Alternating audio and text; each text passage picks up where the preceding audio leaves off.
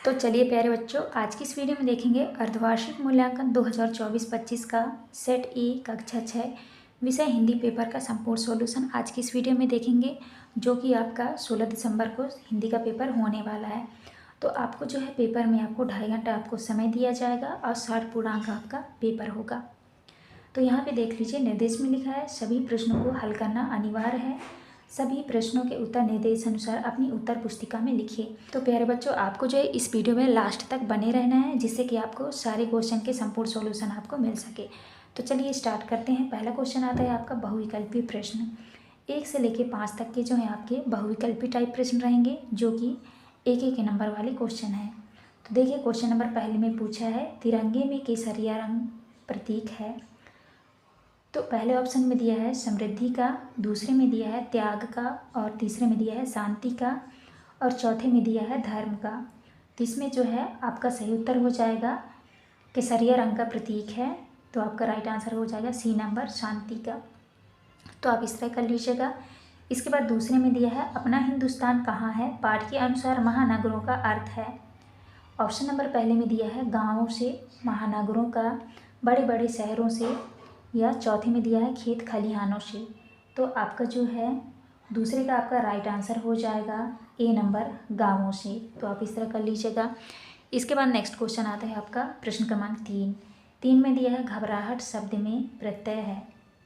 तो देखिए, पहले ऑप्शन में दिया है आहट, दूसरे में दिया है घबरा, और तीसरे में हट, और चौथे में दिया है रहट। तो इसमें आपका राइट आंसर हो जाएगा ए नंबर, आहट। तो आप इस तरह कर लीजिएगा। इसके बाद आता है आपका चौथा क्वेश्चन। चौथा में पूछा है घोड़े के बोलने को कहते हैं भौंकना, दहाड़ना, मिमियाना, या फिर हिनहिनाना। तो इसमें आपका सही उत्तर हो जाएगा डी नंबर, हिनहिनाना। इसके बाद नेक्स्ट क्वेश्चन आता है आपका प्रश्न क्रमांक 5 में पूछा है कटुक वचन मत बोल, पाठ के अनुसार वाणी का वरदान केवल मिला है। देखिए, ऑप्शन नंबर पहले में दिया है पशुओं को, दूसरे में है पक्षियों को, तीसरे में दिया है मानव को, और चौथे में दिया है वृक्षों को। तो आपका जो है पांचवें का आपका सही उत्तर हो जाएगा सी नंबर, मानव को। तो आप इस तरह कर लीजिएगा। इसके बाद नेक्स्ट आता है आपका रिक्त स्थान वाले प्रश्न। तो 6 से लेकर 10 तक के आपके रिक्त स्थान वाले प्रश्न पूछेंगे। 6 से 10 तक आपके रिक्त स्थान वाले क्वेश्चन रहेंगे, जो कि एक नंबर वाले क्वेश्चन है। देखिए, क्वेश्चन नंबर 6 में पूछा है डाक खाने पत्र चिट्ठी पर लगने वाले ठप्पे को डैश डैश कहते हैं। तो आपको यहाँ पे भर देना है मुहर। तो आप इस तरह से लिख लीजिएगा, मुहर कहते हैं। 7वें में पूछा है जिन शब्दों का प्रयोग संज्ञा के स्थान पर किया जाता है वे डैश डैश कहलाते हैं। तो यहाँ पे आपको भरना है सर्वनाम। तो आप इस तरह से भर लीजिएगा, सर्वनाम। 8वें में पूछा है घर आए डैश डैश का प्रसन्न मन से स्वागत करना चाहिए। तो यहाँ पे आपका उत्तर हो जाएगा अतिथि। तो यहाँ पे आप इस तरह से भर लीजिएगा, अतिथि। इसके बाद आता है आपका प्रश्न क्रमांक 9। प्रश्न क्रमांक 9 में पूछा है वाणी के डैश डैश से स्वर्ग भी नरक में परिणित हो जाता है। तो यहाँ पे आपको भरना है 9 में भरना है आपको दुरुपयोग। तो आप इस तरह भर लीजिएगा, दुरुपयोग। तो आप 9 में दुरुपयोग भर लेना है आपको। इसके बाद आता है आपका प्रश्न क्रमांक 10 में पूछा है आज्ञा पालन करने वाला डैश डैश कहलाता है। तो यहाँ पे हो जाएगा आपका आज्ञाकारी, आज्ञाकारी। तो आप आज्ञाकारी को 10 में भर लीजिएगा। तो आप जो है इस तरह से खाली स्थान भर लीजिएगा। इसके बाद नेक्स्ट क्वेश्चन आता है आपका अति लघुत्तरी वाले प्रश्न, जो कि 11 से लेकर 16 तक के आपके अति लघुत्तरी वाले क्वेश्चन रहेंगे, जो कि 2 नंबर वाले क्वेश्चन रहेंगे। तो चलिए देखते हैं अति लघुत्तरी वाले क्वेश्चन। निर्देश में दिया है प्रश्नों के उत्तर 1 या 2 वाक्य में लिखिए, प्रत्येक प्रश्न के लिए 2 अंक निर्धारित है। क्वेश्चन नंबर 11 में दिया है लुकमान कौन थे। आप क्वेश्चन देख लीजिए, इसके बाद हम आपको आंसर दिखाएंगे। दूसरे क्वेश्चन में दिया है खड़ग सिंह का हृदय परिवर्तन क्यों हुआ। 13 क्वेश्चन में स्वतंत्रता के रण में शत्रु की दशा कैसी हो रही है। और प्रश्न क्रमांक 14 में पूछा है कहर ढाना मुहावरे का वाक्य में प्रयोग कीजिए। क्वेश्चन नंबर 15 में पूछा है सड़कों पर जेब्रा क्रॉसिंग क्यों बनाए जाते हैं। और प्रश्न क्रमांक 16 में पूछा है मध्य प्रदेश के किन्हीं 3 स्वतंत्रता संग्राम सेनानियों के नाम लिखिए। तो चलिए हम आपको 11 से लेकर 16 तक के आपको जो है आंसर दिखाते हैं। तो देखिए आपका प्रश्न क्रमांक 11 के उत्तर में आपको करना है, लुकमान पैगंबर अब्राहम के परदादा हैं जो 500 वर्ष जीवित थे। वह एक बढ़ई दर्जी, चरवाहा और न्यायाधीश था। उन्हें भगवान द्वारा भविष्यवाणी और ज्ञान के बीच चयन करने के लिए कहा गया था, लेकिन उन्होंने ज्ञान चुना। तो आपको इस तरह से प्रश्न क्रमांक 11 के उत्तर में लिखिएगा। इसके बाद नेक्स्ट आता है आपका प्रश्न क्रमांक 12। तो आपको प्रश्न क्रमांक 12 के उत्तर में करना है, खड़ग सिंह ने घोड़े को चुपचाप ले जाकर उसके अस्तबल में बांध दिया और वहां से चल दिया। उस समय बाबा के विचारों से प्रभावित डाकू खड़ग सिंह की आंखों में नेकी के आंसू थे। खड़ग सिंह का बाबा के विचारों से हृदय परिवर्तन हो गया। तो आपको इस तरह से प्रश्न क्रमांक 12 के उत्तर में करना है। इसके बाद नेक्स्ट आता है आपका प्रश्न क्रमांक 13।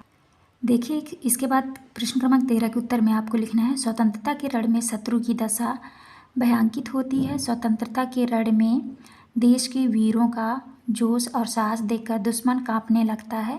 इस स्थिति में दुश्मन के अंदर देश के वीरों से मुकाबला करने का साहस नहीं बचता, इसलिए स्वतंत्रता के रण को भीषण कहा गया है। तो आपको इस तरह से 13 के उत्तर में करना है। इसके बाद नेक्स्ट आता है आपका प्रश्न क्रमांक 14। तो आपको प्रश्न क्रमांक 14 के उत्तर में करना है, किसी के बहुत बड़ी आफत पैदा करना अथवा दुश्मन या विरोधी के लिए मुसीबत होना।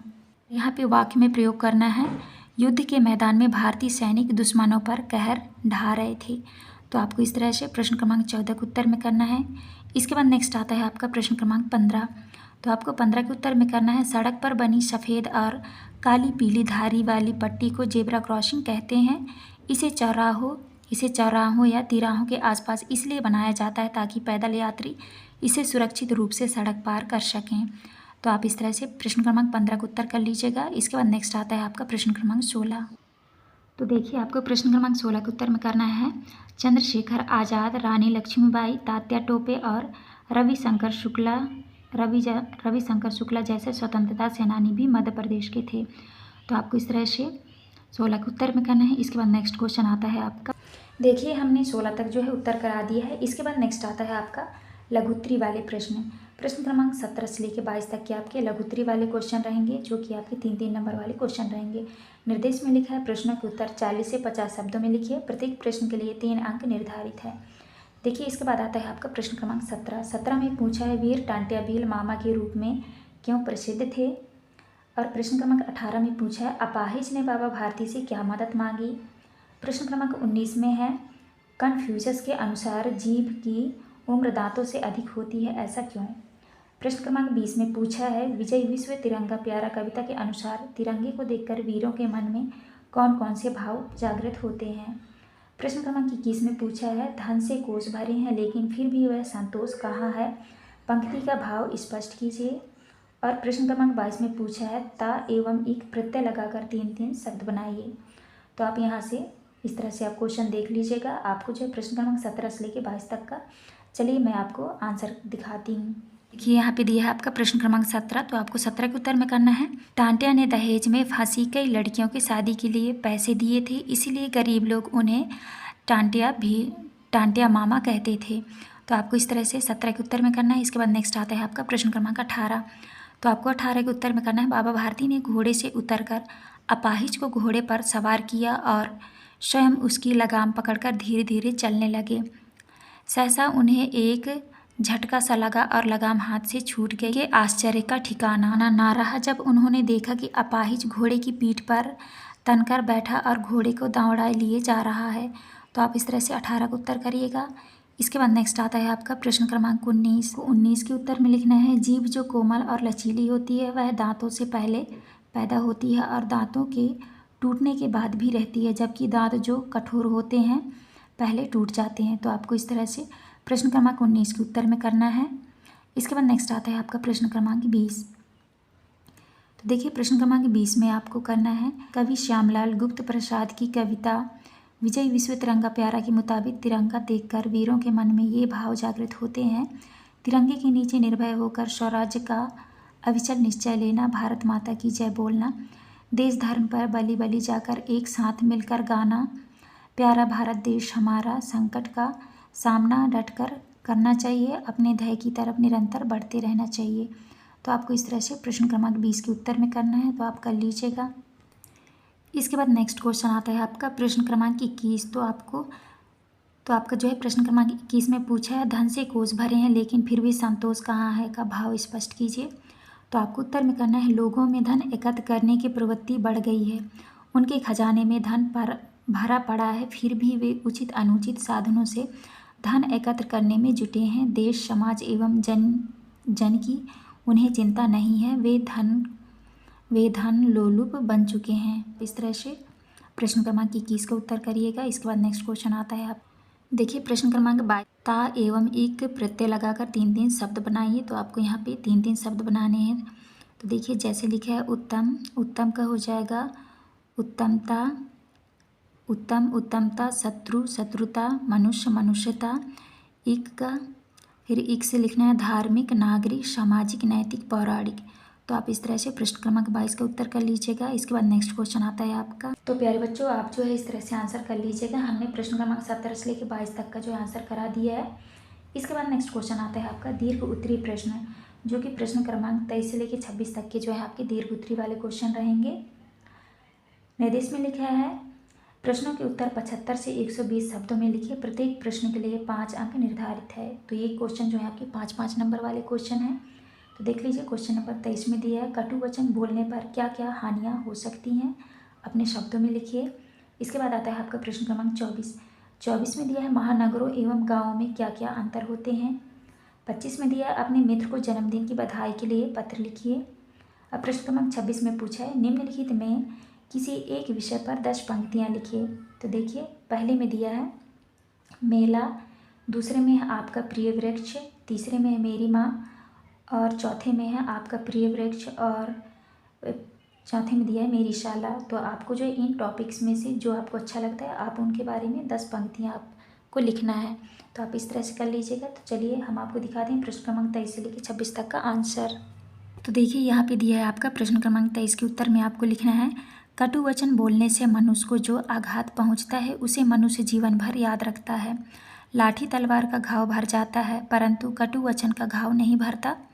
कुमारी सविता ने कहा कि कटु वचन बोलने वाले मनुष्य की वाणी को परमात्मा अगले जन्म में छीन लेता है। उन्होंने कहा कि श्रेष्ठ व दुष्ट कर्म जवानी में होते हैं।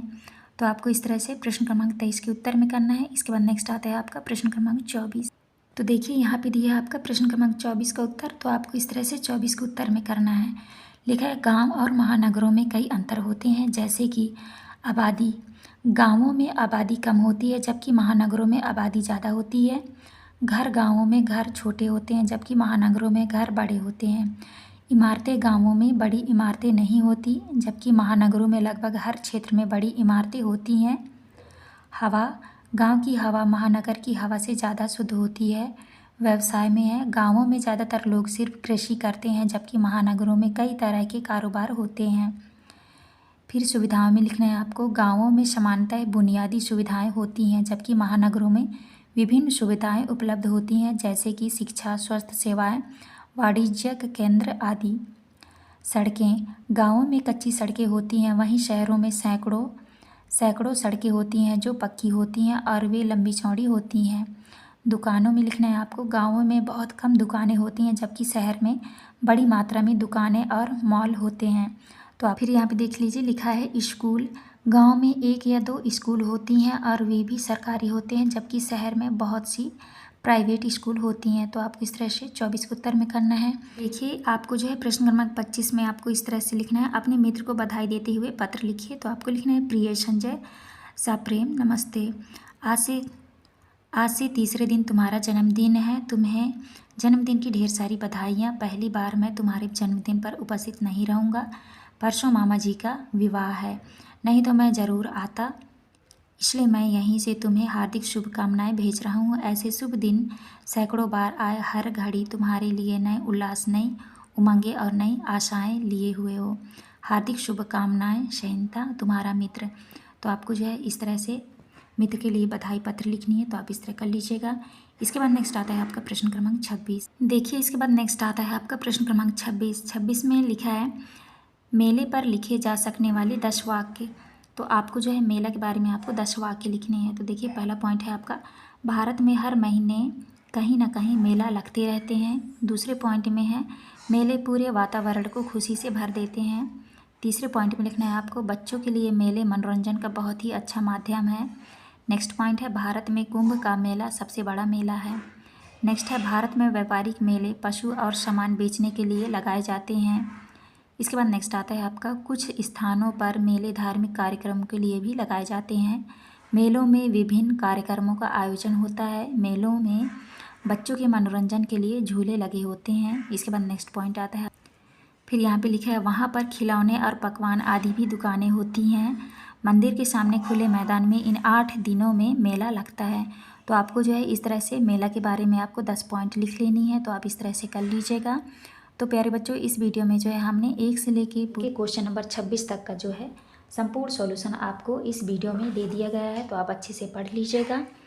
तो यहाँ पे हमारी वीडियो कंप्लीट होती है। आपको हमारी वीडियो अच्छी लगी तो प्लीज़ हमारे चैनल को लाइक एंड सब्सक्राइब करें, जिससे कि आने वाली हर एक वीडियो की नोटिफिकेशन आपको मिल सके। तो चलिए मिलते हैं अब नेक्स्ट वीडियो में।